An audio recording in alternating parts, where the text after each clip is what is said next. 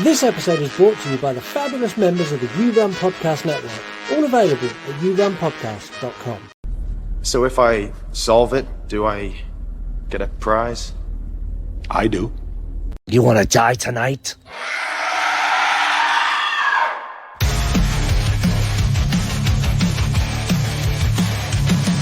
The dad jokes you tell sets the scene. I hang on every word lost in the screen. Your passion for fear is contagious enough. You make me believe in Mark's overblown roundups. You run podcasts for a movie review, unveiling facts and playing games too. Your words paint pictures of darkness and dread, leaving me grinning long after I fled.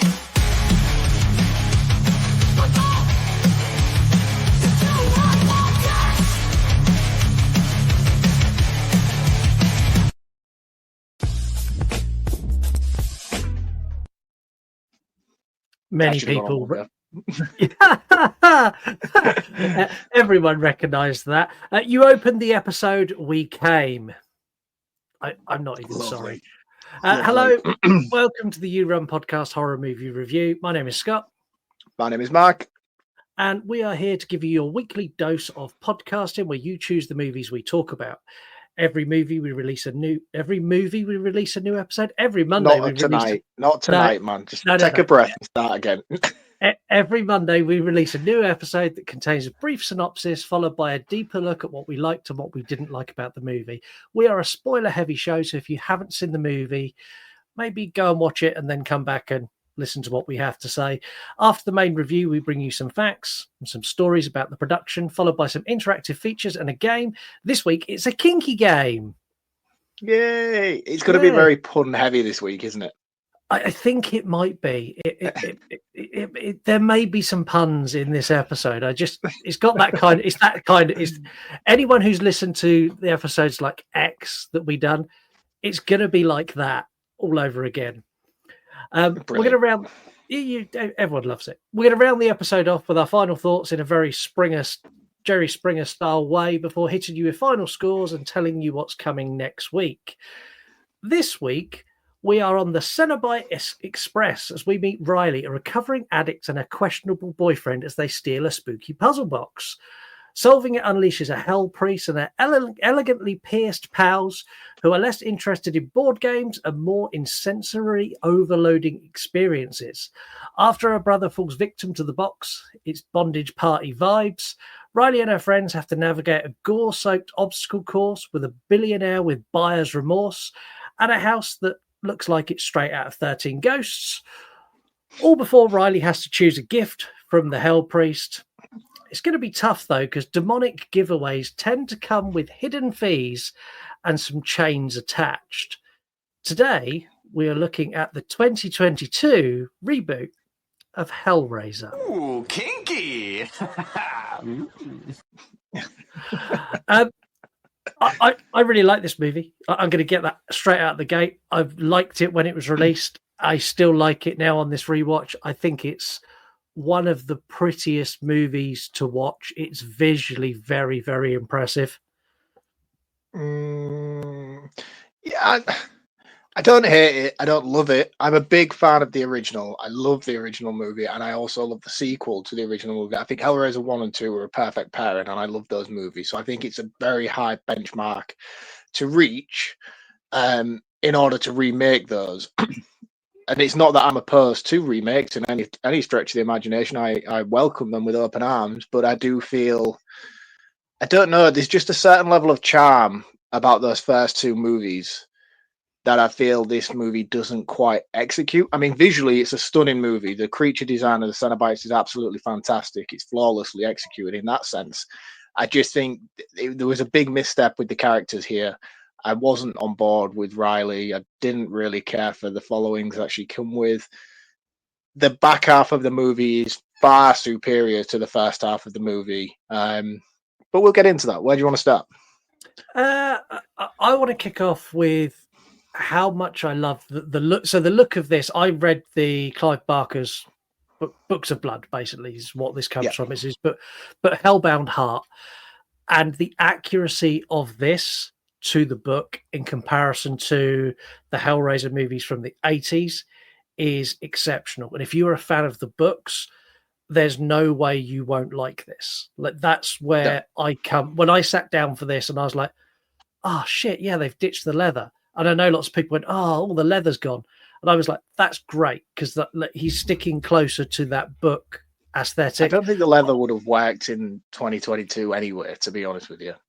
No, I don't think it would have either. But where I want to start movie-wise is I want to start with Riley and how much of a knob she is. She's a recovering addict, which they tend to be knobs anyway. I know a few people who've gone through recovery, and like, it's great. They're doing the right thing. But in that process of recovery and slipping back and recovery again, they have a big period where they're just dickheads. And I found it really hard to actually like her or care about her. Yeah, I think that was one of the biggest missteps for me, as I mentioned a second ago, is I just didn't warm to her character at all. I had no empathy for her. Her behaviour throughout was very brattish. And when you're comparing it to Kirsty from the first two movies, which in its essence is what she's supposed to be, really, they're leagues apart in terms of likability. And for me, I think that was one of the biggest failures of this movie, was casting her, not necessarily because of the way she looks. She's a very attractive woman. I'm not begrudging her and saying she's ugly or anything like that. I thought she's a very pretty lady, but I just think her characteristics, her mannerisms, and her whole attitude towards the people around her just made me really dislike her, which in essence made me not really care too much about her throughout the first half of the movie. Yeah, and I'm with you with that. The one thing I will say is, though, her and Trevor, those sex scenes, fuck me, they didn't hold back on the full on. No. Like, not even 8 minutes into the film, and there's full on, like, move that cover an inch and it belongs on Pornhub, not on Disney Plus, like sex scenes. Like, it was like, I was like, shit, like they didn't hold back. And I like that because it's very reminiscent of the 80s where nudity was used in that way, and they didn't shy away from that this time. It was very much like, they're going to fuck and we're going to show you. Enjoy. Yeah, definitely. And I think, I mean, we all know Clive Barker as well is a very sexualized person and into some creepy, sexy stuff. No judgment here, obviously. I think they do a good job of going down that kink avenue a lot here. Even just the opening sex party at the beginning with the guy who first meets. I'm terrible with names in this movie because, like I said, I didn't care for them all too much. I love that opening segment where they hook the bloke out of the party and take him, and the billionaire's like, he picks up the puzzle box and it's all elongated at this point, and he's like, carry on. And he's like playing with it. He's like, oh, if I open it, do I get a prize? He's like, I do. And then he opens it, like that chain coming through and getting him like straight through the leg and like yanking him out. I was like, oh, that's brilliant. And the fact the billionaire's like could not give two shits. Not even watching, just blasé about the whole thing as if he'd seen it numerous times before, which at this point, which we later find out he probably has. The portal to hell. There's a bloke being dragged across his giant, like, marble floor, and he's got the lament configuration. He's holding it up to the sky going, I demand my audience now. Like, the box will come and give me what I want. Yeah, which when you come full circle to the movie, the guy at the cold open must have been number 6, because that's one thing that I like about this movie that they interject is they develop the lore a lot more, and they go into the box itself as well. Looks fantastic when you first see it, and it looks like the standard lament configuration square box, and then the camera comes around the side and you see it elongated. You're like, oh, that's different. That's weird. I hope. At first, I was like, I kind of hope it's not like that all the way through. And then it changes and it changes and it keeps changing throughout the movie with purpose. And they explain why it's changing. And it has that spike every single time it changes to claim another victim, which then eventually, once it's claimed all 6, it opens and they get rewarded depending on who it is. And I love that side of this movie. I thought that was fucking brilliant. For the Hellraiser movies that I have seen, I'm up to Bloodlines, which was borderline intolerable, if I'm honest with you. I don't know whether I'll go much further with that franchise. Keep going. There's 11 of them. Exactly. I'll maybe push as far as what's his face until he drops out. Who's the original Pinhead? Don't know Doug why my Bradley. mind's gone blank on Doug Bradley. Yeah, I'll maybe go as far as Doug Bradley's roles, and then after that, I No, don't know. There's only two after that, so maybe my curiosity might get the better of me. you dive into I ate too many donuts, Pinhead. Yeah, I can't remember who probably played, should. but he's like the wrong. He's got the wrong shaped face, and he just looks like Pinhead's like binged on donuts for like 6 months before he started filming. It's great. I know, and he's on the cover of like the DVDs and stuff as well as that Pinhead, so I'm aware of what he looks like. And a part of me thinks, look, man, if it's that bad, just go down the Halloween 4 route and just put the original Myers mask on the cover, you know. But yeah, I will continue with them. But my point was, over the 4 movies that I have seen in the original timeline, none of them handle the lore as well as this first reboot movie does, in my opinion. I mean, I love the sequel, Hellraiser 2, and that dives in more heavily onto it than any of the other ones that I've seen. But even that one doesn't do a good enough job as this does in explaining to the audience the purpose behind the whole box and the Cenobites coming and all the rest of it. So I did really appreciate that in this movie. And I have to think this movie as well, in terms of aesthetics, while we're talking about the original Hellraiser 2 movie, that has to be its inspiration. Like, this is a Hellraiser 2 movie by all accounts, in my opinion. Yeah, and they take a lot of inspiration. Like, even when you get those hellish scenes where the walls and stuff open up and you see into that world, you even get a brief shot of the pillar from the end of the first Hellraiser, which I thought was really cool. Like, they really drew a lot of inspiration from the earlier films. And that's because Clive Barker was on as an active producer. He wasn't a producer credit. He was on set going, right, this is what we've done before. This is how I want this to look. This is what I think we should do with this. And it works, having him on hand. I love the fact that the box in this is effectively a character on its own. Yeah. Like, where it's, so give a brief, Riley goes as an argument with her brother because she's been out drinking with her boyfriend, and they've gone and stolen the box out of a container from some rich billionaire for no reason at all, but just because they could.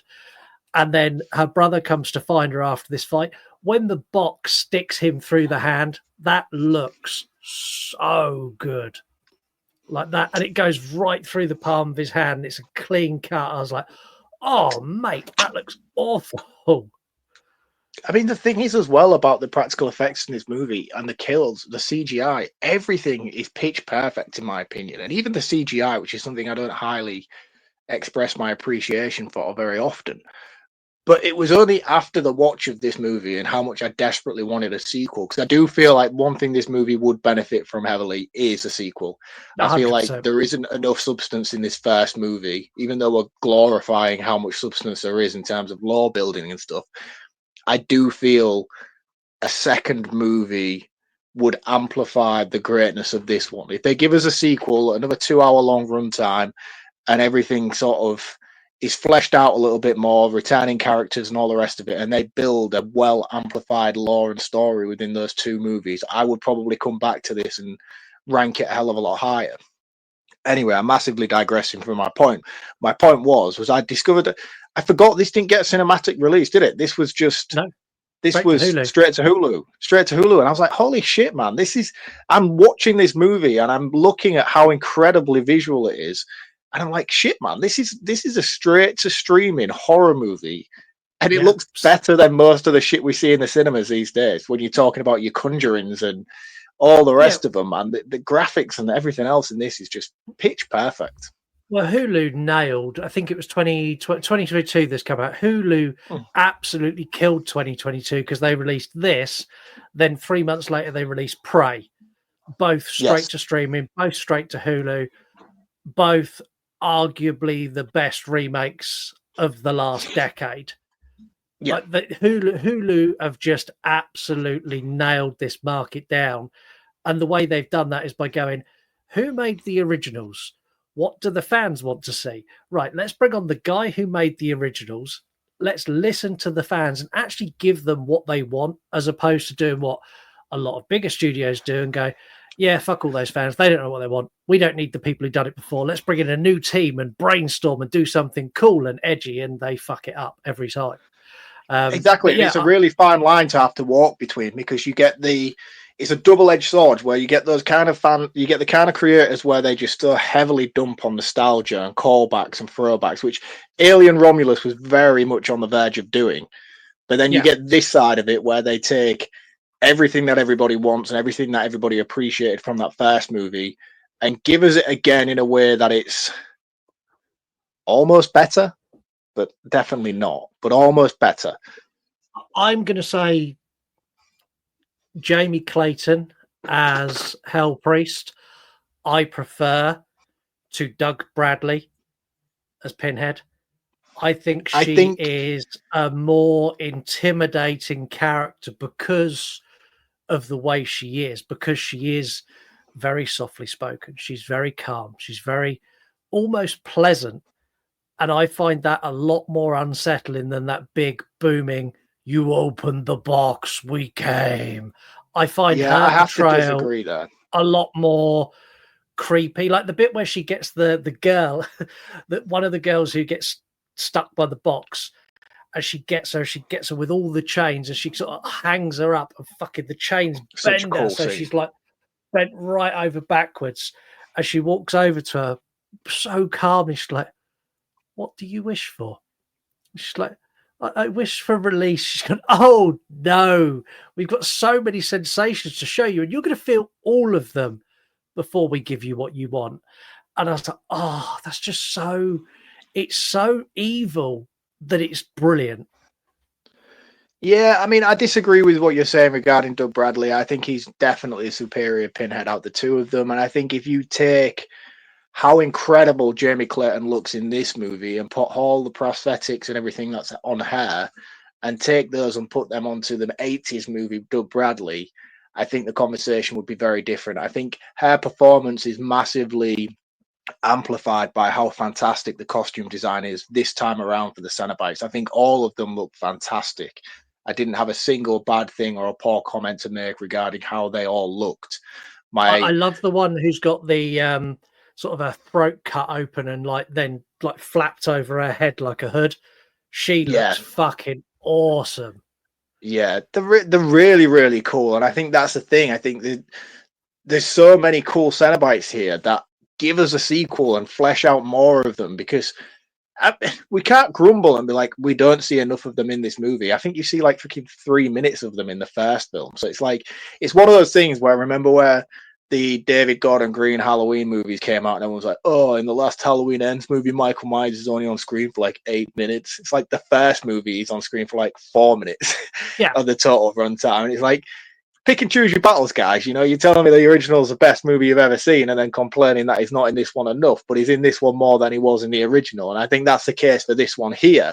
But I would like to see more development of each individual character, especially considering most of them are similar to what they were in the originals, where you've got the Chatterer, who's obviously the biting. He gets a lot of development here. You see him put his sort of actions to purpose.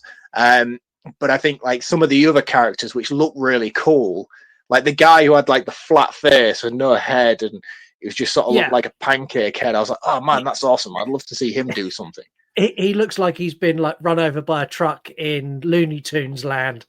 And then appear, like he literally looks like a truck's run him over and squished him. He's great. Looks awesome. Yeah, he's like the guy from Beetlejuice who goes like through on the washing line. Yeah, exactly that.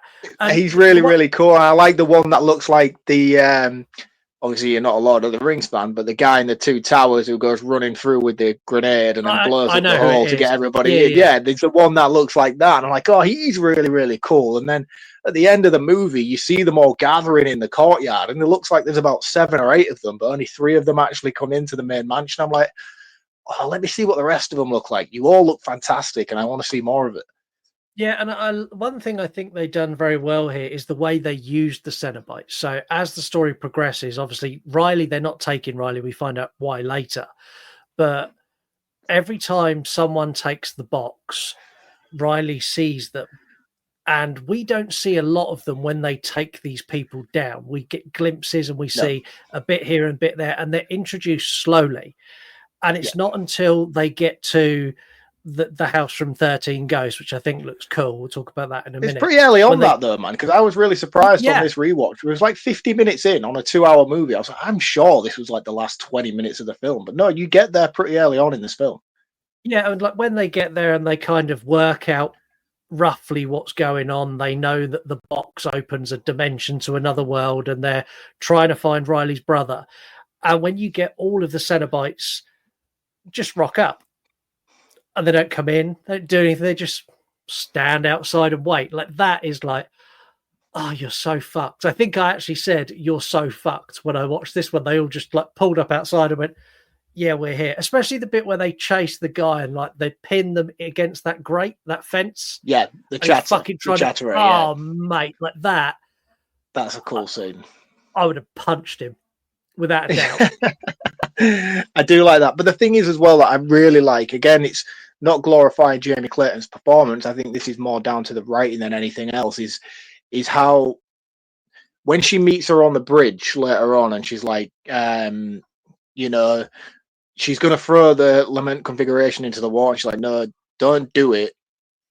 We need 2 more victims and you can have your brother back. And that's all really cool. But where this movie gets a little bit wish-washy for me is in terms of, like, in the original Hellraiser movie, the Cenobites are not confined by spaces and real-world sort of movement and capture. I know he's built this mansion, which is basically like a trap, a prison, and all the rest of it, which we'll get into later.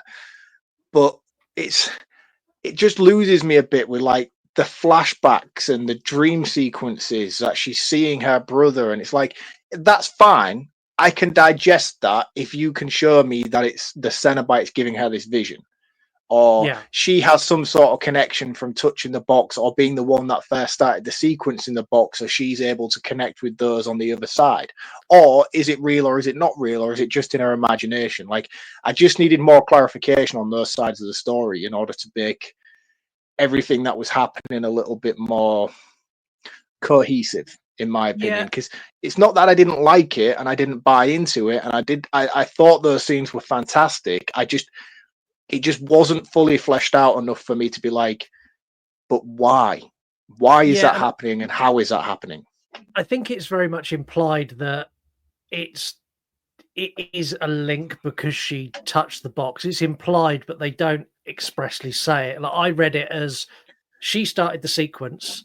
So as far as Hell Priest and all of the other Cenobites are concerned, is she's the one who gets the reward, and it's now her job to ensure that they get their pound of flesh from every. So you're basically saying that you think it's the Cenobites giving her these visions in order to entice her for the reward. Yeah, that's kind of what I think it is, and I think that's what happened with the billionaire at the beginning as well. That's how I made that connection. It's like the billionaire has got people to touch this box and solve the box, and he's never touched it apart from the first day he got it. And Riley is very much the same. And I think that was my interpretation. I could be wrong, but that's how I viewed the film. So it's basically like they're like the genies of the lamp. So grant me 3 wishes and then I get my freedom, kind of thing. Give me 6 victims and then you get your reward. Yeah, exactly that. One thing I love, and I thought it was such a well shot scene, and it's genuinely fucking creepy as fuck. When they're working out, like before they get to the house, they're working out where this box come from, and they track down the old lady who's in the nursing home on her oxygen, and they go to see her. They're like, "Oh yeah, you worked for this guy, and you know the box." And she's like, "No, you do." And she puts the box on the table. The look on the woman's face is like, "Oh fuck, I'm so fucked. Don't come near me." So that's Sabrina. She's the lady from the beginning who entices the young man into the gallery room to pick up the lament configuration. So she works for the billionaire, is that right? Yeah, she did. I thought that was the case. Yeah, so she worked for the billionaire until his death, in inverted commas. And then she got sick and old and ended up in the home. And this is where she Riley tries to give her the box, and she pushes it back to Riley. And as they're squabbling over the box stabs her. And then Riley leaves. And after Riley's left, the nurses wheel her into a room to deal with a cut on her hand. and the way all of the walls and stuff just like peel back and reveal Yeah, this it's cool. big open expanse of hell, and the way she tries to run, she's on her oxygen, she's old, and like the way they stalk her, like they don't actively chase her, they just all slowly walk from different directions until she's at a point where she's just surrounded and she just has to basically submit and go, yeah, fine, kill me. Yeah. I mean, Awful. I think at that point, you know enough, you've seen enough. The characters in this movie have seen enough.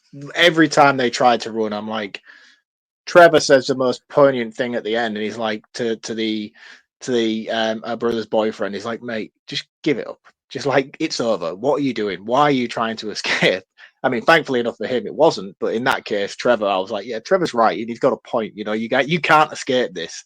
One of my favorite ones of those in terms of the walls moving and opening and stuff like that. The best one in the entire movie is the back of the van. Yes. Because when they was doing that chase sequence with the back of the van and you see the floor, I don't know. I couldn't work out in that moment because they're driving around the maze garden, which I didn't realize was a maze garden until sort of later on in the movie when you get the big diamond thing coming down to the roof. And you see that it is a massive maze garden. I didn't know if they were getting lost in the maze or if the maze was changing as they were trying to find their way out of it. Because you keep seeing these holes in the floor appear. I didn't know if that was them trying to like capture them or. But anyway, that's by the by. The point is that back of the van segment. I was like, oh, they're in the van and they're moving constantly at a certain speed. Like, how are they going to get her here? And she starts going dizzy in the back of the van, and the van just sort of goes like a limo into these like brick wall sort of hell thing, and it just looked fucking awesome, man. I was like, oh, that's so cool. But one thing that I do find annoying in this movie, which I don't think they should have done, is so you remember the latest Candyman adaptation? Yes. In that movie, when people die, people don't see Candyman, but they see the people die in front of them, and they see them just miraculously get a hole in their chest or something from a hook, even though they don't see what's happening. Like when you see it in the mirrors. Elm Street. Yeah. And you got that cool scene in the Candyman remake where they're killing that guy, and then you see Candyman in the mirrors in that like sort of warehouse thing, but then you don't see it, and it keeps switching back and forth between the two. Best part about that Candyman movie. They didn't do that in this movie ever. Like they didn't ever showcase somebody dying with an audience, a real world audience, even though it happens multiple times. And the back of the van one was a perfect explanation for that. They could have done that and showcased, because Riley looked in her rearview mirror and saw it happen and saw her die. Yeah. But then we didn't see what she saw, and it pissed me off so much, man. I was like, I want to know what she's seeing. Does she just see her the same way that we saw them die in the Candyman movie, or does she see the Cenobites taking her in that instant and see the chains and the hooks and all the rest of it? And I was like, such a missed opportunity to explain something so basic. And yeah, I don't know. That annoyed me a lot in this movie when they did that. And again, it didn't take away anything from the movie. It was just something more on my mind. I was like, how is that happening? Why is that happening? Can I see that and see what they're seeing? Yeah, and it didn't bother me. I'll be honest. I had the same gripe, but it didn't bother me enough that I went, oh, that's really annoying. I was kind of like, nah, I just let it go by. One thing in this that I wasn't expecting was the billionaire not to be dead. Like, no. I didn't expect Trevor either. They do a really good job of doing the whole scream reveal kind of thing at the end. Yeah, Trevor is a scumbag, like Billy Loomis level scumbag. He's been banging and dating Riley for months and months and months to get to the point where he could get her to go and get the box, to then let her work it out herself, to get to the... It's really fucking elaborate. And I don't think it was that elaborate. I know what you're saying, but I don't think he purposely seeked her out and then got with her. And then I think it was more just he was dating her coincidentally, and then he was approached by the billionaire, and he just offloaded it onto her once he'd done so. I don't think it was some sort of setup scheme from the beginning to trap her into the situation, because there's nothing special about her in this movie. Like, they don't do anything in this film to be like, yeah, she's vulnerable, and only vulnerable people can do the lament configuration box. If that was implemented, then I would be like, yeah, maybe he has chosen her. He went to the Alcoholics Anonymous group to pick her out from the beginning. But They don't do that in this movie at all. I think he's just a chancer, got offered the money to rob it and offloaded it onto her. Yeah, But I could and be wrong. I could be wrong. How much did that backfire on him? Because his death is fucking great. Oh, his death's awesome, man. Like, His death is really cool. When it starts filleting his skin off his arm, the piano wire grabs it and starts pulling it down. I was like, fine. It's so tight around his neck, he can't even scream in pain or anything. I was like, yeah, man, I don't even care. You deserve it. And what makes that so much better is it's one of Riley's friends that's already been caught by the Cenobite, and all the wires are wrapped around his wrists and his arms and his neck. And this is where Riley challenges the Cenobite and goes, hang on a minute. I was told by like your boss lady, you know, the lady with all the pins, she told me it's my choice. And the Cenobite pauses and goes, well, it is. And she's gone, oh, good. And then she looks at Trevor, and Trevor just has that look on his face of, oh, I'm in so much trouble now. But yeah, when it gets his arm and he tries pulling his arm down and it degloves him from the elbow to the wrist, I was like, it's awful, awful. And I've seen loads of people complain that this isn't very gory, but I would argue this is one of the more gory of the Hellraiser movies. It doesn't without a doubt. Back. I mean, I've only seen the first 4, but it's definitely the most goriest of those movies. I mean, the thing is, you've got Frank, who's like sticky, no flesh or anything like that. But, I mean, the scenes in this, well, yeah, he's sticky. Yeah, he's a very sticky man. But that is about as gory as those Hellraiser movies get, in a sense. I know when they rip him apart at the end, it's a very cool scene, but it's very dated.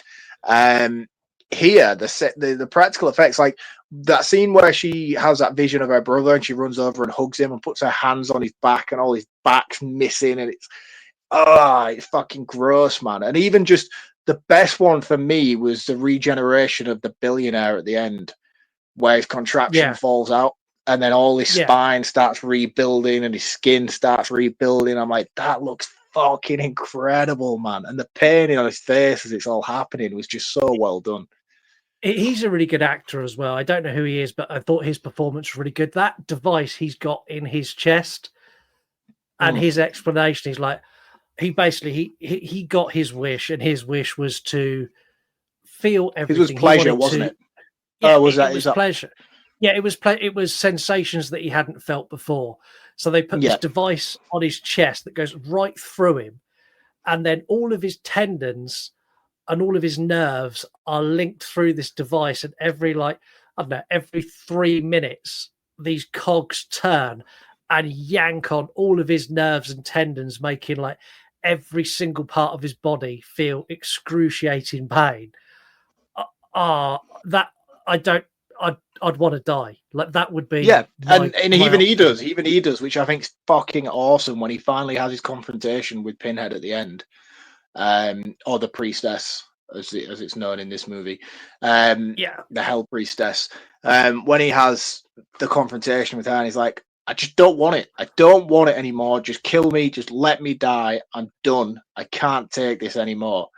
And then I don't know I can't remember I don't think it's here where she says a line, we have such sights to show you. I think it's earlier on when we was talking about it with the chain, with the woman, wasn't it? That's when we do the iconic I have such sights to show you line.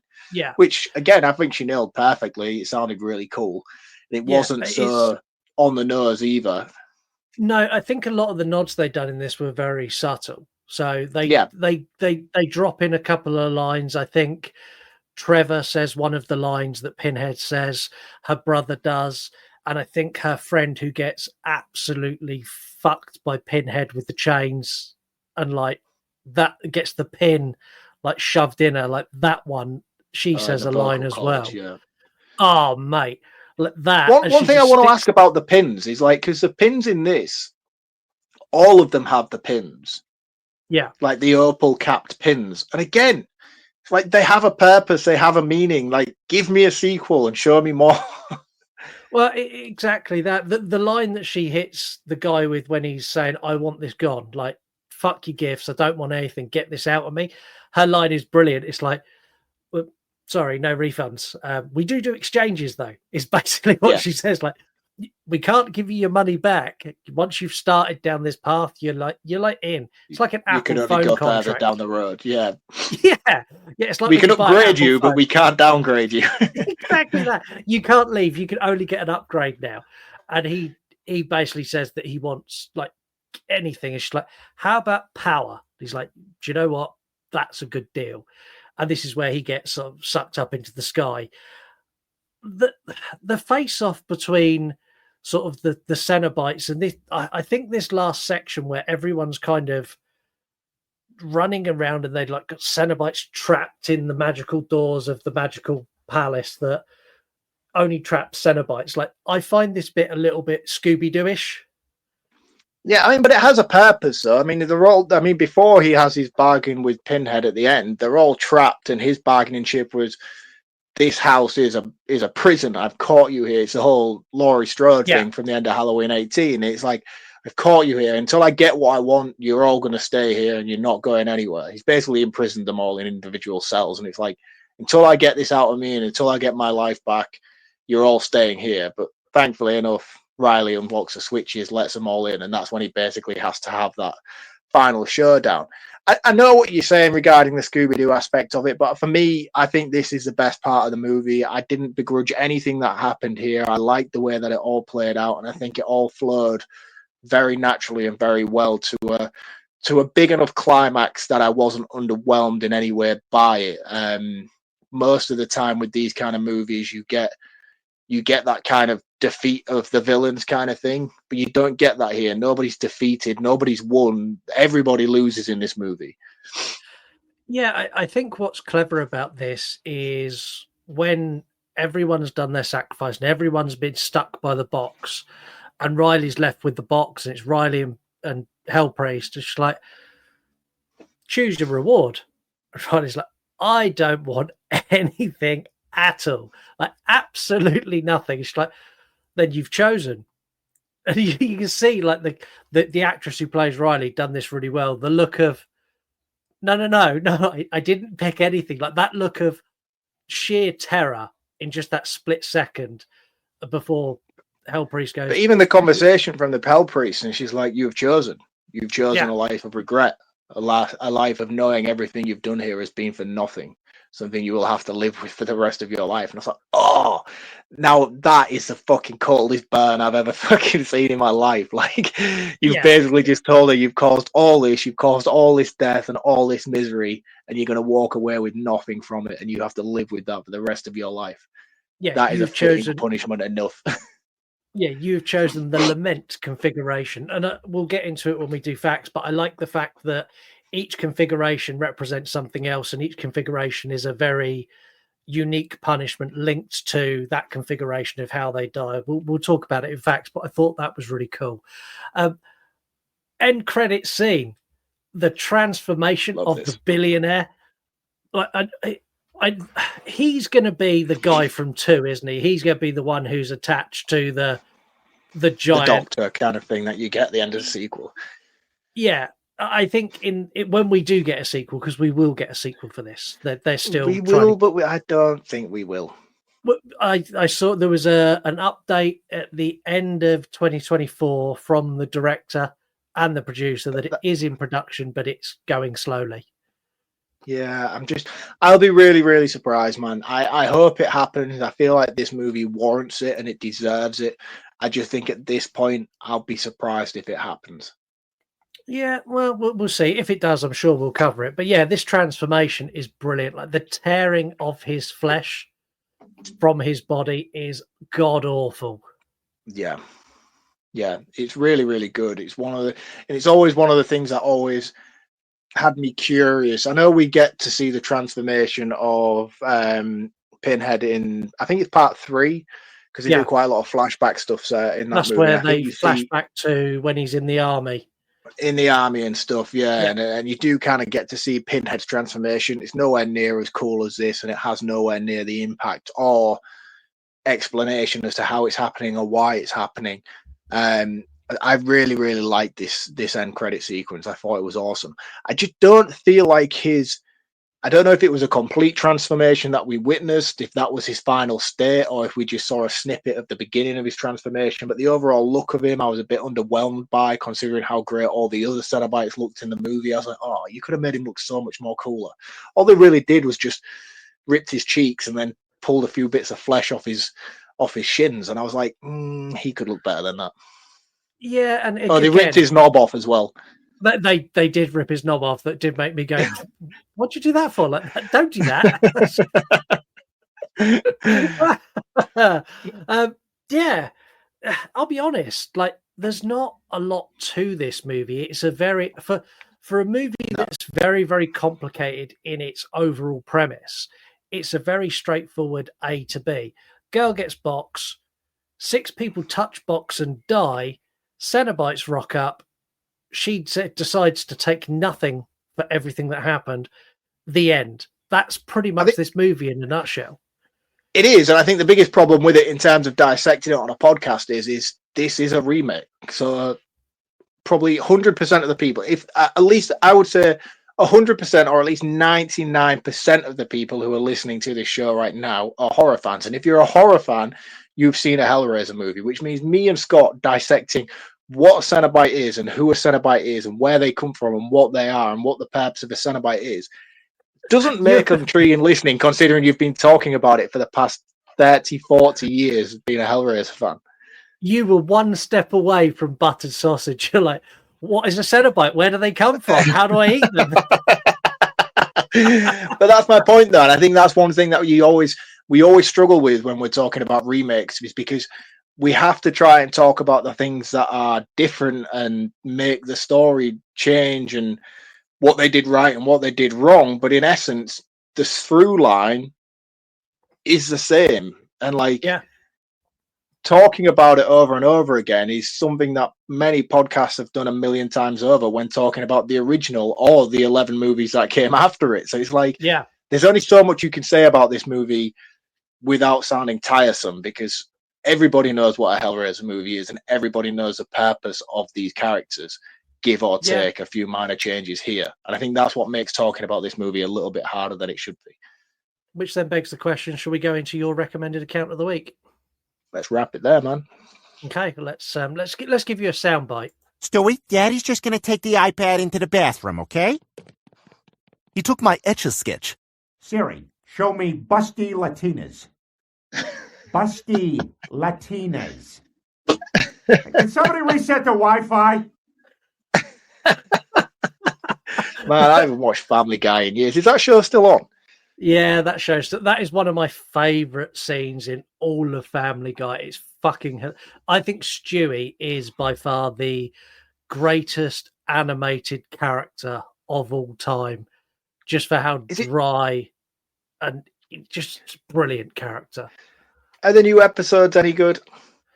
I've not seen a lot of the newer stuff. I'll be honest. I'm very much if I watch a Simpsons episode, it's from the year 1999. If I watch a Family Guy episode, it's from 2004. Like I'm very much in that, and like I'll dig out like old American Dad episodes and shit like that because I love Brian. Like I love all of those. But yeah, Family Guy for me is just peak comedy. I'm the same. If I watch a Simpson, I'll go back and watch like the old Treehouse of Horrors, or I'll go and watch the Christmas episode where they go to the dog track and get Santa's little helper for the first time, or the one where Bart gets a tattoo. Like, I'm the 90s Simpson guy. I haven't watched anything past when the movie came out, I don't think. Same with Family Guy. I think I've watched maybe up to like season 6 when they were on DVD. Or they used to play on ITV2 here in the UK. I don't even know if they still do. I can't remember the last time I watched live TV, to be honest with you. Anyway, I digress. This recommended account of the week time.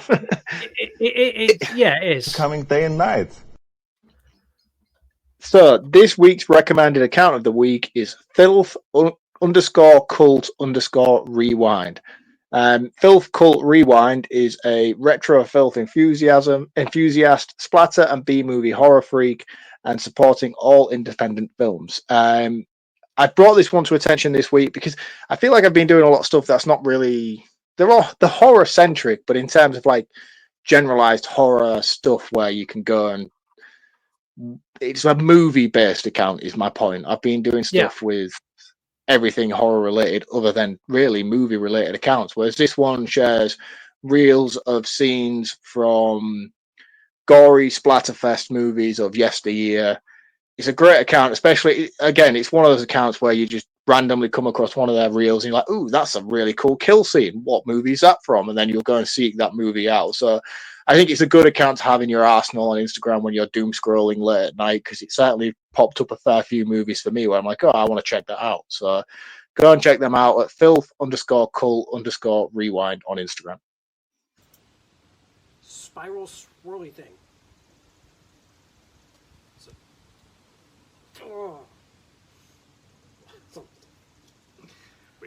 Shenanigans like this are par for the course at Fans of the Dead.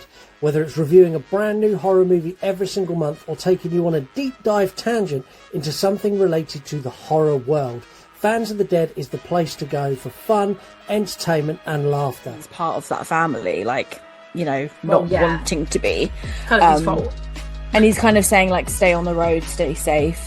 The Horror Friendly Podcast is a podcast with bite. Hosted by Katie and Chantel, this is full of banter, full of jibes, full of laughs, and full of alcohol.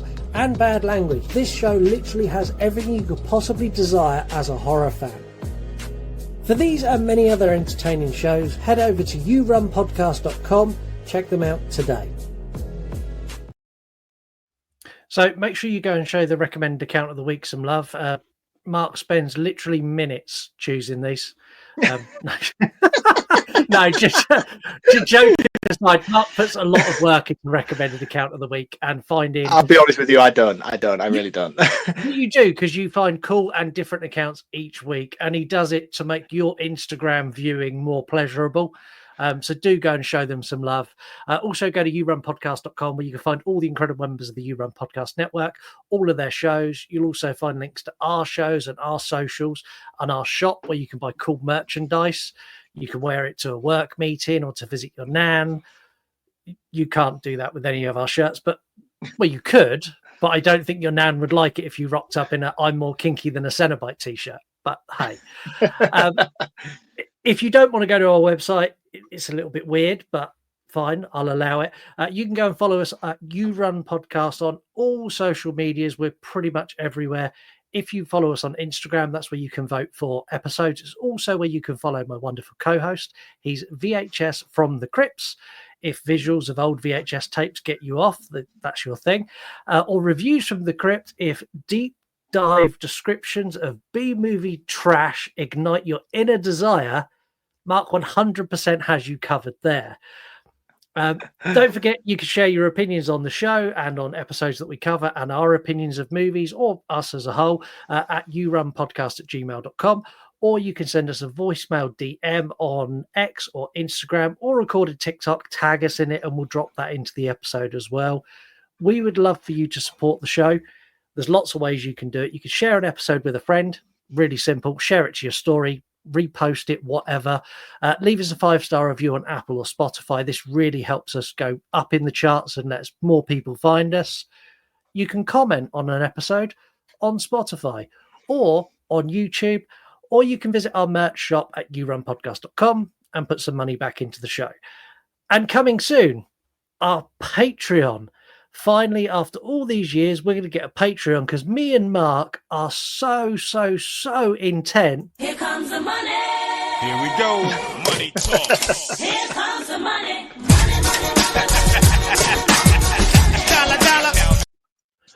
I've done the lottery tonight for the first time ever, man. So I might not be here next week anyway. Well, you will, but we'll be recording from our private studio in the Bahamas. Fuck you, man. I'm leaving you in the dust. I'll be on my private jet looking down on you out of my special window.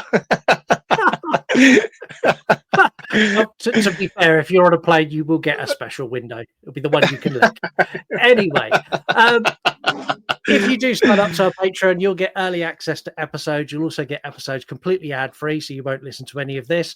If you subscribe to a certain tier, you'll also get 2 extra shows a month. one of me and Mark doing horror movie review. Well, it won't be horror movie review, a horror movie podcast, and me and Heather doing a true crime podcast. You get one each of those, but as soon as we launch it, you'll get all the information on that. Let's do something factual. It's factual. Can someone put it on the computer? So Doug Bradley, who is Pinhead, like if you said to anyone who's Pinhead, they're going to say Doug Bradley. He had thoughts and opinions on Jamie Clayton's appearance, and the man is a legend because he's very respectful of what he done to the franchise, but also very aware that things need to evolve and move on. And I kind of wanted to share what he had to say because I thought it was really cool and really honest of him as well. He said, "I'm a bit blown away by this. The clever redesign of the makeup, the shimmer of the pinheads, the palette, whatever keyhole locket trachometry thing that's in her throat. It's simple, subtle, disturbing, and sexy. Everything that it should be. Peace and pain. Lots of love, Doug." He has gone back and forth on that statement a few times over the past few years. I remember one article that I read where he was quite a bit of a dickhead regarding her performance. Yeah, and I'm going to take what he initially said when it was released, not when he's in the mode that he's trying now to get a reboot that he can be involved in. And that's kind of... I mean, I don't think it's necessarily that. I think he's just at that age where he's like John Carpenter, where they just say shit and forget what they said 2 months earlier. He's an old man. He's just a fucking whingy old cunt, man. And then like he's just saying shit for the sake of saying it, depending on his mood of the day. And I get it. I have those days myself. There's days where I love certain movies, and there's days where I'll fucking hate up on them. And I think it's one of those instances with him. Like if he'd have glorified every single thing throughout all the interviews I'd read over the past few years since this movie had been released, I'd be like, yeah, Doug, man, that's awesome that you're championing her performance and passing the torch and doing it in a glorified way. But yeah, he said some things that I'm like, oh, dude, you sound bitter now. You sound like resentful. So yeah. I mean, that interview initially is awesome. I wish he'd have just stuck with the story that he said there. Yeah, I do as well, because he has been a bit of a dick in further interviews. The configurations of the puzzle box. So you have the lament configuration, which is the square one, which represents life, which is why Riley chose it at the end, and her reward was life, a shit life with guilt of what you've done. You've got law, which represents knowledge. You've got luderant, which is love. Liminal, which is sensation, which is what the rich man wished for in the beginning. The billionaire wanted liminal, which is sensation. You've got Lazarus, which is resurrection, which is the one that Hellpriest, they offered to Riley to bring her brother back, and she refused. And then the final one you've got is Leviathan, which is power, which is what the billionaire traded to get. And I'd like if they do a sequel for us to see the other ones. I'd like to see what love, if you pick love from the puzzle box, I want to know what twisted, nasty version of love you get, because... And that's one thing about the ending of this movie as well, is like, as much as I feel like Riley made the right decision, I wanted to know what the repercussions would be had she not, and had she chose to bring him back. Yeah, and I think that'd have been cool. When Riley goes into the mansion and she's digging through all the papers to try and work everything out, we get shots of portraits and things of Cenobites. One of the Cenobites is a Cenobite we've not seen, and it's one that I want to see because it's mentioned in the Books of Blood, and that is the Cenobite called Mother, who's a pregnant Cenobite. Oh yeah, we saw it in this movie though, briefly, didn't we? Very, very like quick glimpse, but no. Yeah, more. Not just in the book though. She was one of the ones in the courtyard, and then you saw her. Was it down in the Red Chamber where the guy was trying to escape and he ran one direction and she came out and she was pregnant? Yeah, but she doesn't. You saw her in full prosthetic. No, she did. No. That's my point. In this, that's what I was saying earlier about there's so many cool Cenobites, but you do get a little bit of focus upon her in this film, and do get to see the prosthetics and all the rest of it and how she would look. I know they glance upon it in the book where Riley's skimming through it earlier, but you do see it visually on screen later on. But no, you don't get to see anything happen with it. No, and I think she's adding the element of a pregnant Cenobite. just adds a whole nother level of I don't like this to that character. Like, yeah, I mean, what's your favorite Cenobite so far in the movies that you've seen? CD head. CD head. I knew of all the things. Yeah, I was like, that was one of the biggest things that pissed me off about Hellraiser 3, and I was like, I bet he picks that one. It's the most stupid Cenobite ever. And it's not my favorite because it's the coolest. It's my favorite because I'm like, I look at it and go, at what point in that production meeting did everyone go, that's a good idea, let's do that? What was there not one person in there who went, technology advances, like maybe we shouldn't do CD head. It'd be like if we'd done like cassette tape head in the floppy disk head. That wouldn't be relevant now. And they just, someone in that production meeting steamrolled whoever said no and made it a thing. And yeah, I think for me, mine would probably be the twins. Have you seen those yet? Have you got as far in as the twins? They're fucking awesome. The kill where they separate and merge on that guy. Fucking awesome kill. Yeah, I've done the entirety of the Hellraiser franchise. I love the Hellraiser. It's diving into that religious style, heaven and hell stuff that I really like. So I love all this and I love all the lore, which is why I really like this one, because of all of that additional lore that they add. Like, I really like that. I like these movies. Yeah. So I said earlier, they replaced the PVC for the sort of peeled back flesh look of the Cenobites. This was actually decided by Clive Barker and the director before they started filming. And it was Clive Barker's decision overall, because he went, look, this is how I depicted them in the books, like this. And the way that we used leather in the 80s was to highlight an underground scene of BDSM. BDSM is the most mainstream shit that you see on every single social media platform. Whacking them all in leather and ball gags is not going to have any impact whatsoever now. No, having them walk out like they've come off the set of 50 Shades of Grey would be laughable, in my opinion. I'm so glad they went away from that decision. Yeah, I am. So the idea of Pinhead being a female character is not something new. And lots of people complained when Jamie Clayton was cast that it was a female depiction of Pinhead. So in the book Hellbound Heart, the Pinhead or the Cenobites do not have a gender. They're described as genderless. And Pinhead or Hellpriest is distinctly said to be speaking in a softly spoken feminine voice, which is exactly what we get here. Also, in the comic books, if you like the comic books, Kirsty becomes a Cenobite. She does, yes. I know that. I haven't read the books, but I do know that becomes a thing. And I need to get the comic books, man, and I do want to read them, but they're so fucking expensive. I might just illegally download them. Just on an ebook. I don't care. FBI come at me. That's what I'm doing, because I aren't paying like fucking 50 quid a comic book just to read it. It's just ridiculous. But I do want to see that. But like the whole one thing, my biggest gripe is with that. No. You're going to illegally download them. Is that right? Yeah. Fuck the police. FBI, open up!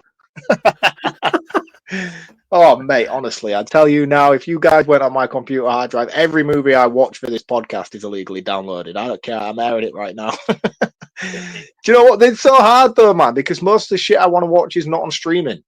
No. And I'm not paying for it. That's why we're introducing a Patreon. Pay me, and I will pay for things. But I'm not buying it. I'm not paying for it, so I will illegally download it. If you all want the links, come at me in the DMs and I'll show you how I do it. Anyway, my point is like, do you know the whole gender neutral thing? Yeah. But like, how is that even a thing? How is that even possible? Because we know that the Cenobites were originally people, so they obviously started out as a gender. Yes, I know they ripped his nuts off at the end, but he still was a man when they ripped his nuts off. Yeah, but they do the same with all the Cenobites. So they in the books, that's not that they're genderless. They are demonic entities that are completely genderless. It's not a case of they were human versus they are just genderless. What? Demons. So they didn't start out as humans. So he's an exception to the cause. So then Doug Bradley's Pinhead is not an exception to the cause.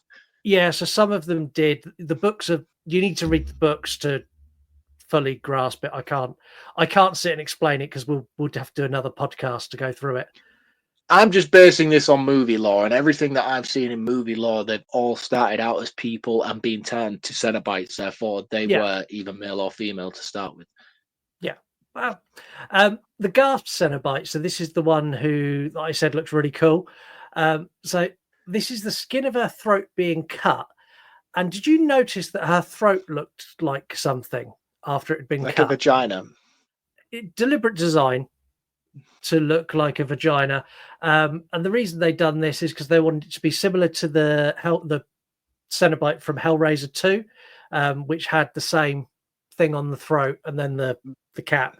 Yeah, cool. Yeah, she was the Hell Queen or something like that, I think she was.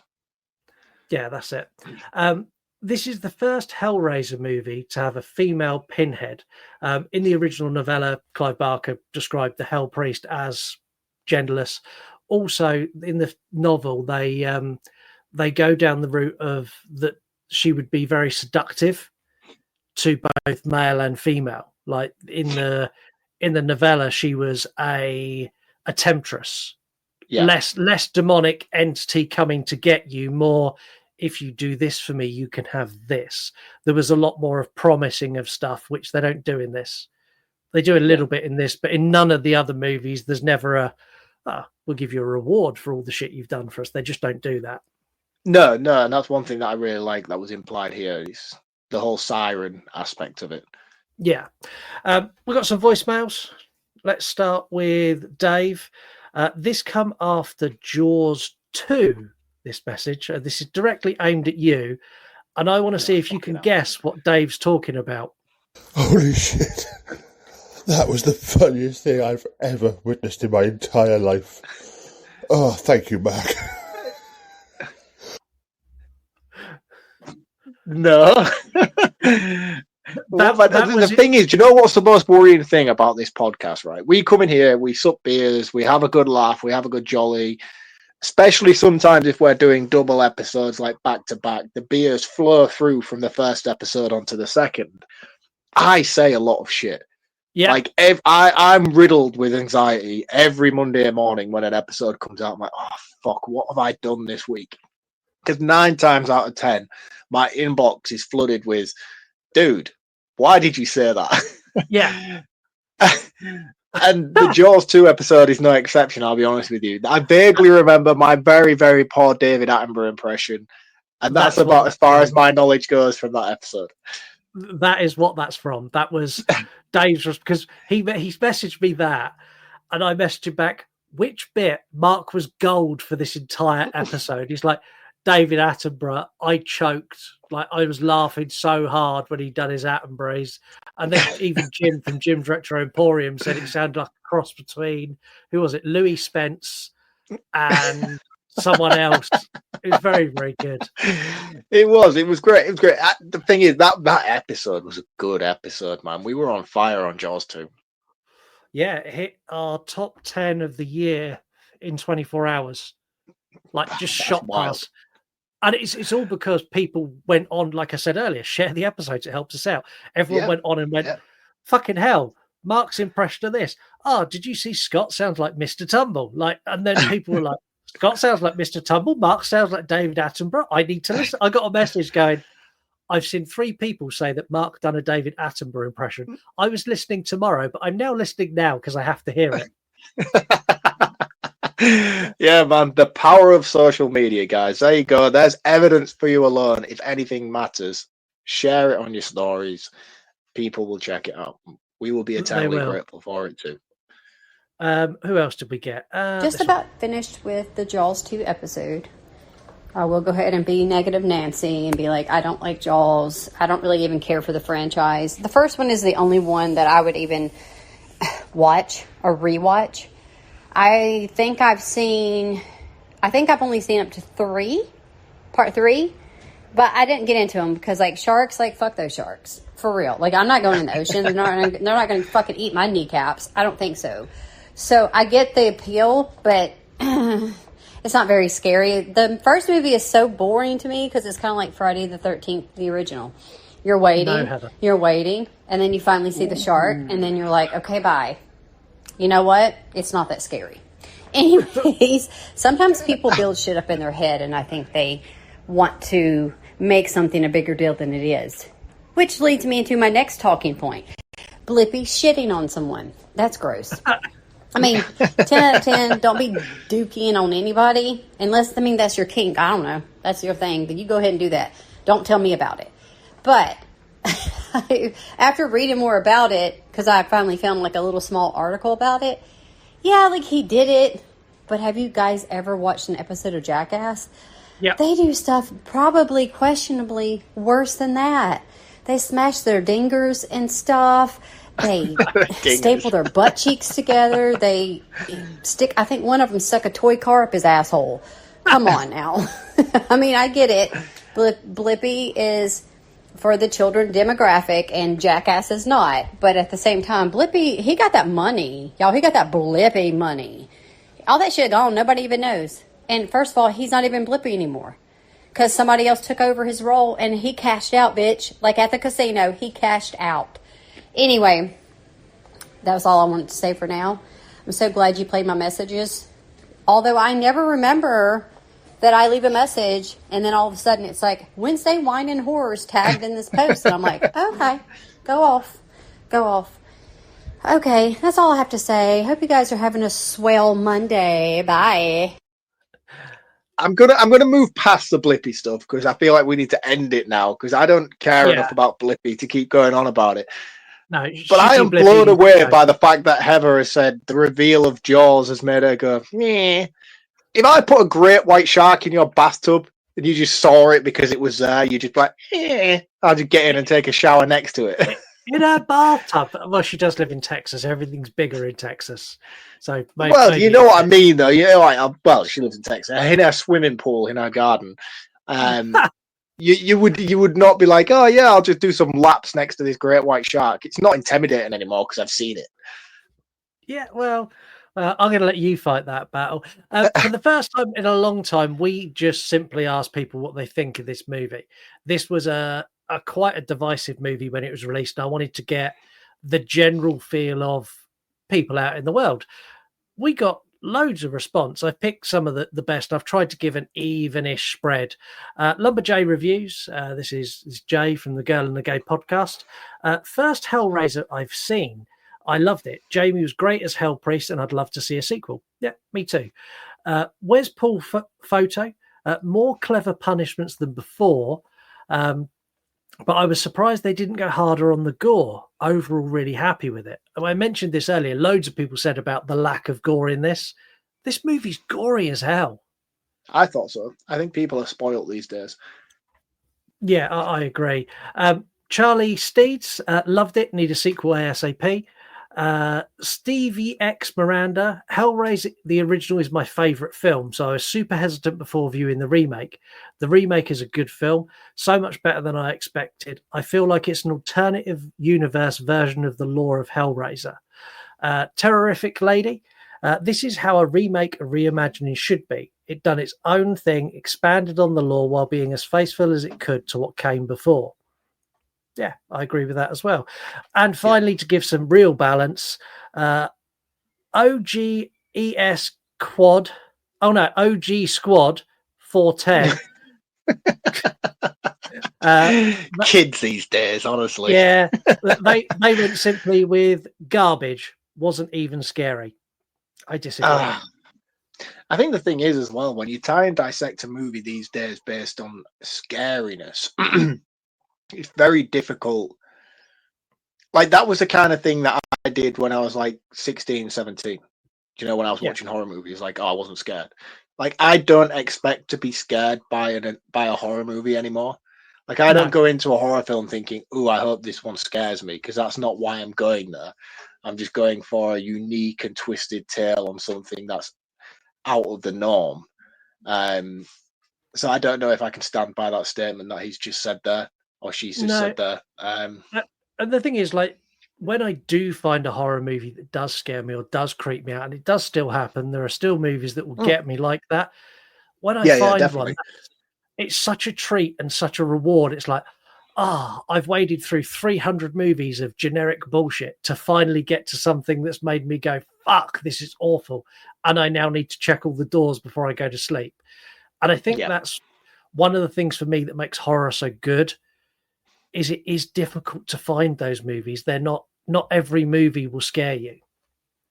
No, and I think it's about adapting unique concepts. And I think one thing that we did in the late 90s and early 2000s with the horror movie genre is we bled it dry of unique ideas with movies such as Saw and Final Destination and things that were genuinely terrifying. Hostel, for example, you know, that first Hostel movie made me not want to go on holiday in Europe for fucking 10 years solid, you know, like things like that are very difficult to come across these days because they've already been done.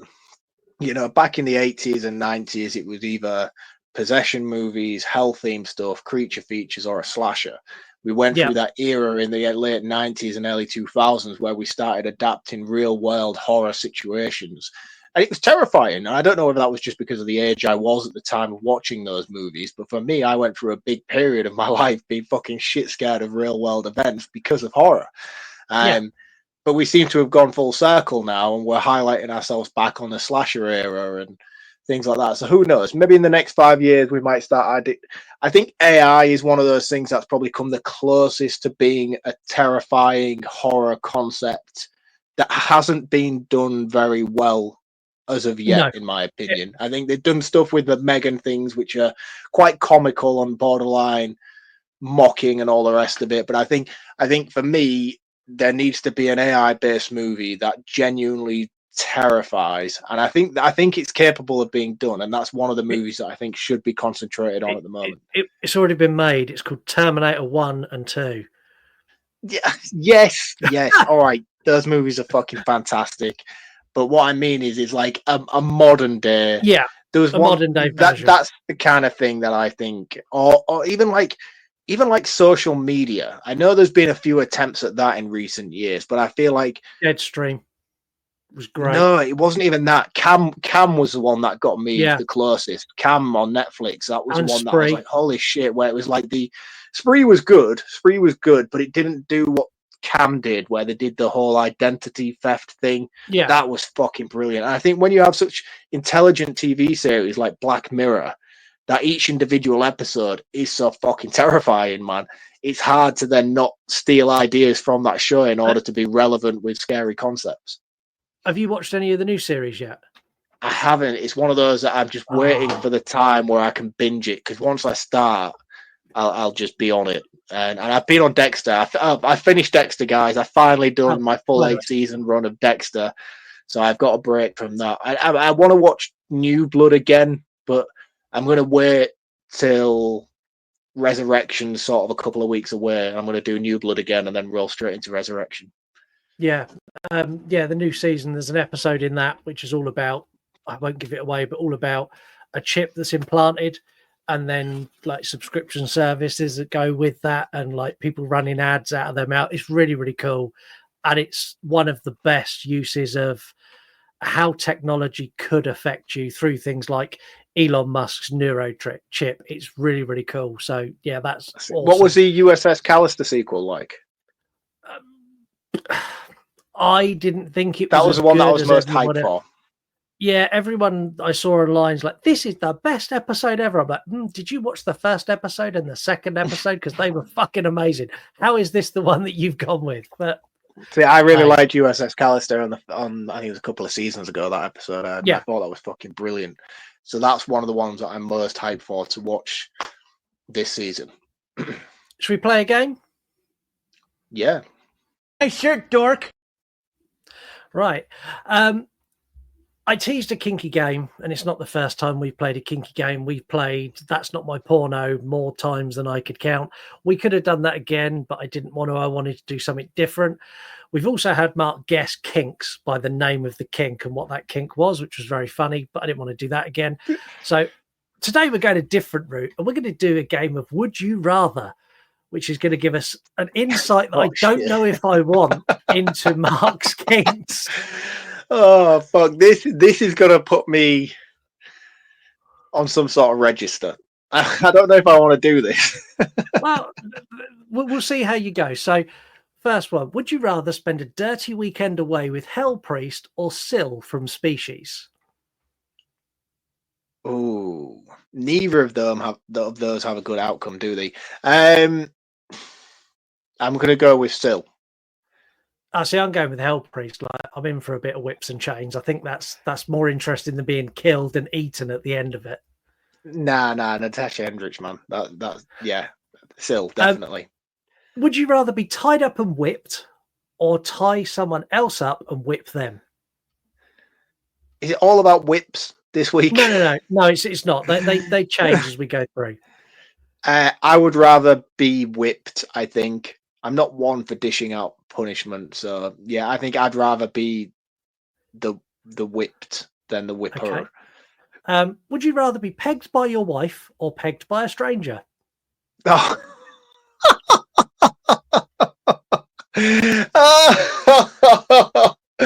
Oh man, it's like Sophie's choice. Definitely by my wife in the comfort of my own home. The fact that no one will ever know about it. Yeah, see, I wasn't sure about this because, like, if you do it with your wife, like, your wife always knows, and you see her every day, and you will look her in the eye every day and know that she dominated you and made you feel less than you did before she dominated you. I don't know if maybe a stranger that you never see again could be better. See, the thing is, you don't know much about me in that sense, so you don't know whether I'm into pegging or not anywhere. You strike me as someone who's 100% into pegging. I would not be shocked. Fuck off! Would you rather wake up naked next to Leatherface or next to Freddy Krueger?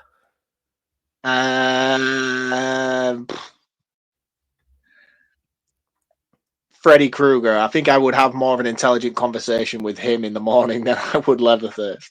I think Freddy would be a much more gentle lover than Leatherface. Would you rather have a threesome with Jason Voorhees and his mum or Pearl and Howard from X? Pearl and Howard from X, definitely. Yeah, I'm with you on that. You've got 5 more. You're halfway through. Would you rather show your wife your porn search history or be fingered by Freddy Krueger? Definitely show my wife my porn search history. I don't think that would end well for me, but I know that the other one wouldn't either. No, exactly. Would you rather have a naked photo of you displayed in every gallery in the world or your wildest sexual fantasy read out on global news? I mean, I look good naked, but I want paying for it. I want the money. I think your best quality is your modesty, to be fair. Hey man, you know, you've got it. Yeah, I'm gonna go for the gallery option. Showcase it, man. Live your best life. Yeah, I'm with you because no one wants my sexual fantasies read out on the news. They definitely don't. Number 8. Would you rather only be able to make farmyard noises in bed? So when you're having sex, the only noise you can make is animal noises. Or would you rather that your partner sounds like SpongeBob SquarePants when you're having sex? Animal noises all the way. Yeah, I could not listen to fucking SpongeBob. That's like the biggest turn off ever, man. Would you rather be gagged or blindfolded? Blindfolded. Yeah, I'm not down for being gagged. I'm open to both, to be honest. I don't care. And the last one, which is completely tailored to you, and Lisa helped me write this one. Would you rather have sex every single day, but you have a tarantula crawling on your back or ass while you do it, or never ever have sex again? Oh, I mean, I would definitely never want to not have sex ever again. But fucking hell, man! Like what? Yeah. What? How could you even perform in that environment? See, I think I'd be like, he could sit on my shoulder and just like watch and like, I don't know. No, what? You'd be cool with that. You'd be like giving pet names and stuff and be like, hey, how's my performance? How am I doing? Yeah, and you know when you see the videos of the little spider, they put their hands in the air and they kind of wave. It's Like making me feel creepy already. The thought of it running up my back and shit. I don't like this. See, I'd want him on my head like the rat from Ratatouille, like pulling my hair and like controlling me, giving you tips. Yeah, you slow it down a bit, Scott. You're getting a bit aggressive. Don't know why I went Donald Trump all of a sudden, man. He's in my ear going, tweak the nipple, not pull it, tweak it. Like a little coach. Yeah, I'm in for that. I'm going to wrap this one up first. This is undeniably the best adaptation of the source material. There's no question about it, and I'll argue that with anyone. From novella to what we get here is as close as you've ever had before. The depiction of the Cenobites, the depiction of the box, the depiction of the world, everything is spot on. The story is well developed. I kind of like the fact they scatter the Cenobites through at the beginning and then bring them all together in a big conclusion at the end. The performances are all good. I think Jamie Clayton and the guy who plays the billionaire are the standouts for me. I already said I prefer Jamie Clayton's portrayal of the Hell Priest character to Doug Bradley's, but that's because I very much lean towards the book as my source material. I read Clive Barker's novellas before I watched Hellraiser. So when I first watched Hellraiser, I was like, oh, this is different. Whereas this is the same. I love the Hellraiser films. I love Clive Barker's books.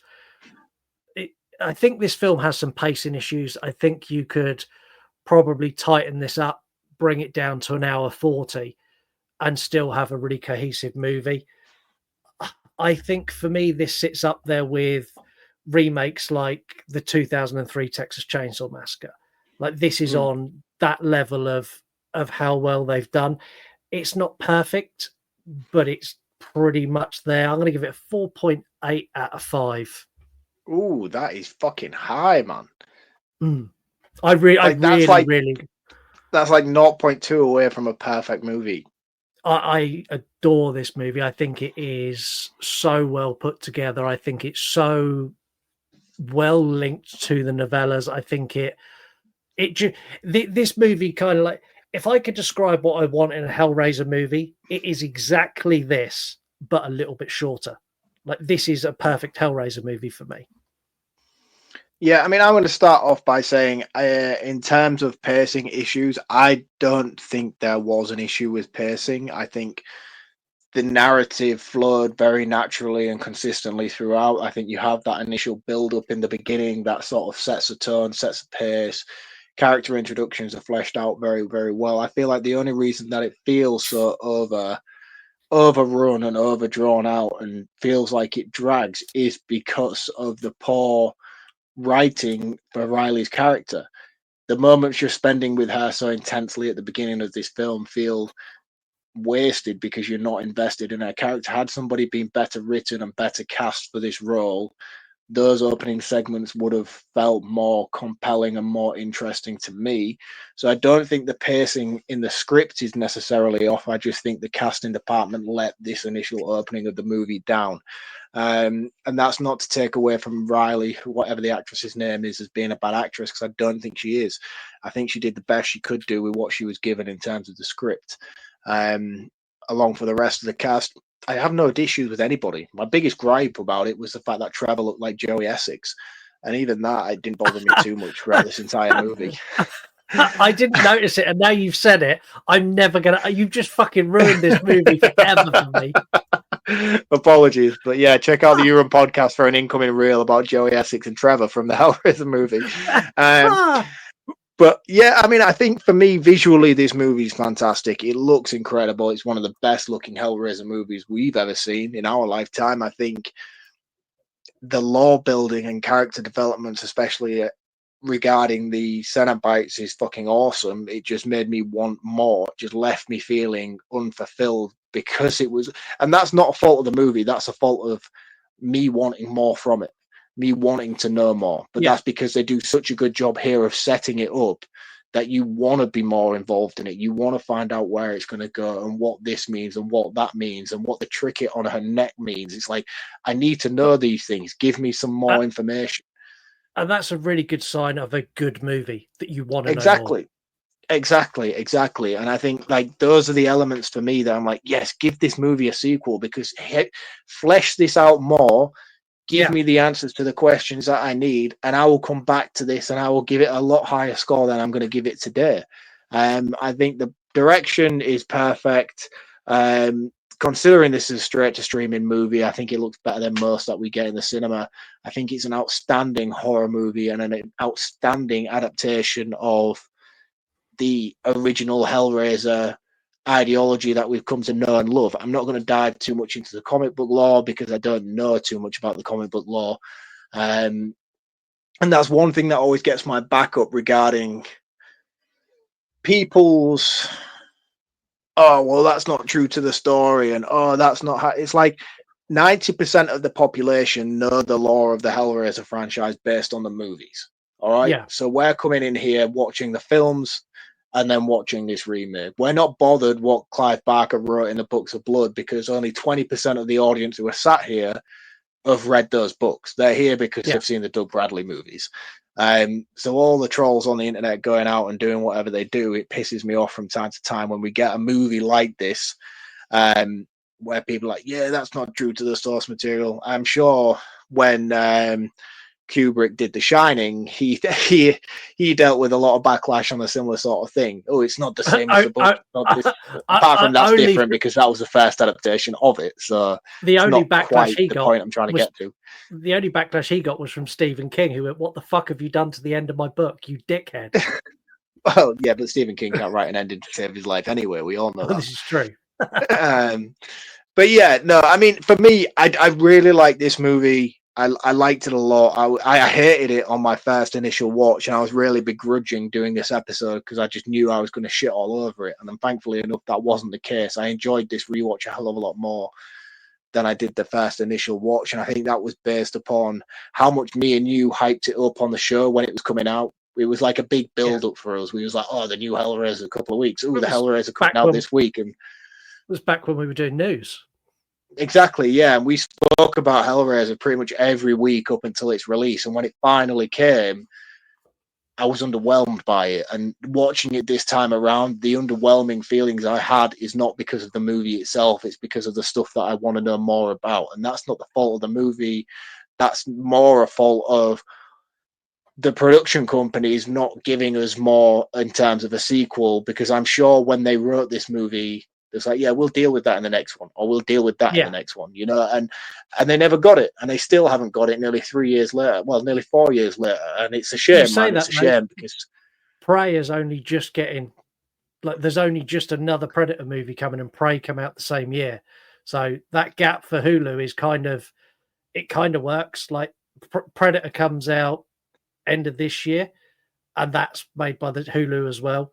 So it could be. I think Prey is a big factor in why this movie hasn't got a sequel in when it has, because the success of Prey, I think Hulu has focused so much of its energy on the Predator franchise that that's probably why this has taken a bit of a back seat. So hopefully, fingers crossed, it does get picked up, it does get expanded further, because I'll certainly come back to it and give it a lot more. But as a standalone, and if this is how this franchise is left from this point on, and we get another remake in 2-3 years' time, and this is just completely washed to the wayside, it's going to get a 3.5 out of 5 as it is now.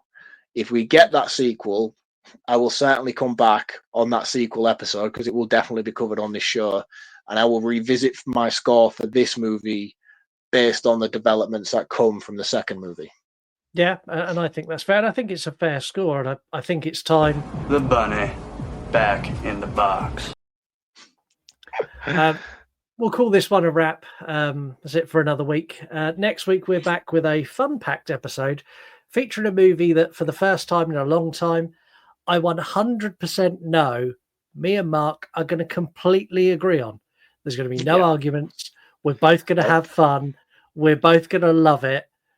Whether you like it or not, we are going to love it. We are covering Sleepaway Camp 2, Unhappy Campers. I can't wait.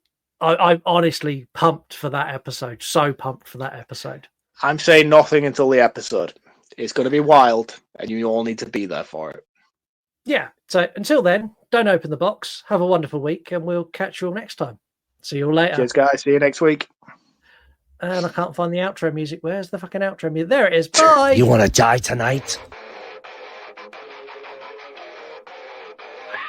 Late at night, I tune into your show, where you talk horror with a unique flow. Your voice is like sirens, draws me in, as you pick apart movies or murder and sin.